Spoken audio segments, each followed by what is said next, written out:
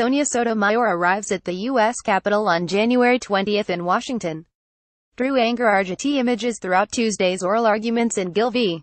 Whitford. Justice Anthony Kennedy and the Supreme Court's left-leaning justices grilled Wisconsin's attorneys with tough questions that suggest a majority of the court is prepared to impose constitutional limits on political redistricting. The highlight of the hour came when Justice Sonia Sotomayor posed a very simple inquiry that cut to the core of the case. Could you tell me what the value is to democracy from political gerrymandering? How does that help our system of government? Sotomayor's question arrived after the justices had debated abstract principles of law and math for nearly half an hour. Kennedy and the liberals had already laid out their constitutional case against partisan gerrymandering. When Republicans draw district lines designed to dilute the power of Democratic votes, they are punishing Democratic voters for associating with, and expressing support for, the Democratic Party. The same goes, naturally, for Democrats drawing district lines to dilute the power of Republican votes. This viewpoint-based burden on the right to vote clearly infringes upon the freedom of expression and association protected by the First Amendment.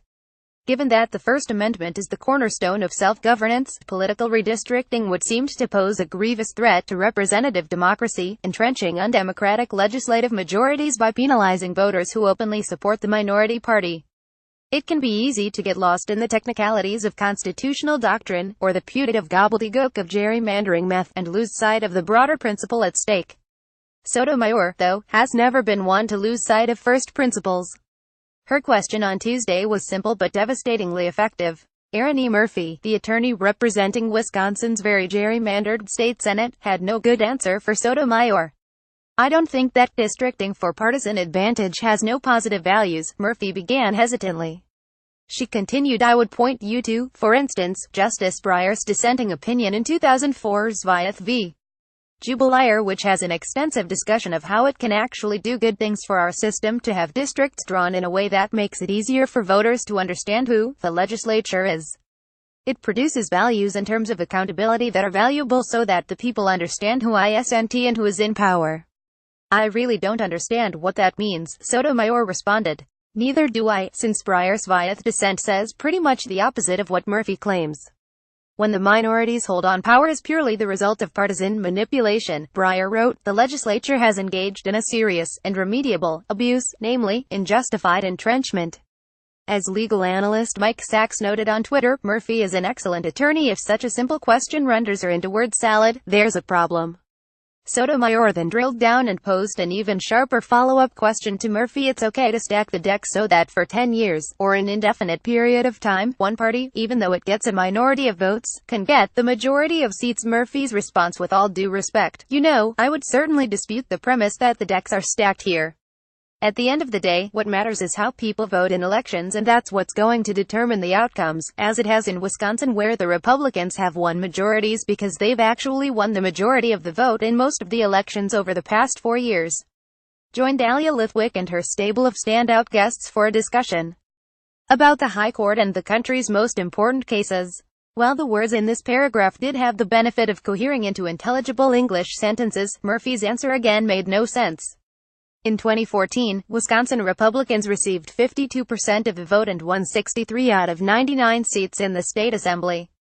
In 2016, they won the same percentage of the statewide vote and captured 64 seats. Murphy's rosy response was technically correct, but it elides the fact that Republicans won a bare majority of votes overall yet captured a near supermajority of assembly seats. Moreover, she conveniently ignored the 2012 election from her response. Perhaps that's because in 2012, Wisconsin Republicans won just 48.6% of the statewide vote, and captured 60 out of 99 seats. That's what a stacked deck looks like. This is far from the first time that Sotomayor has put a resourceful advocate in a very tight spot. The justice performed a similar trick at her very first Supreme Court oral arguments in Citizens United, when she interrogated Floyd Abrams about the dubious wisdom of corporate personhood. Many conservatives spurn Sotomayor as a minor intellect, sometimes out of racism, but frequently due to a misunderstanding of her jurisprudential style. When questioning counsel, Sotomayor would rather zero in on factual flaws and spurious assumptions than spin out twisty doctrinal hypotheticals. While critics mistake this for a lack of sophistication, in actuality it shows her hunger to strike at the heart of the issue before the court with minimal pretension or delay. Sotomayor's barbed colloquy with Murphy laid bare the fundamental weakness in Wisconsin's defense.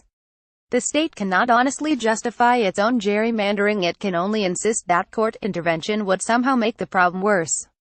As Gill demonstrates, Sotomayor might not always ask the most elaborate questions, just the most important ones.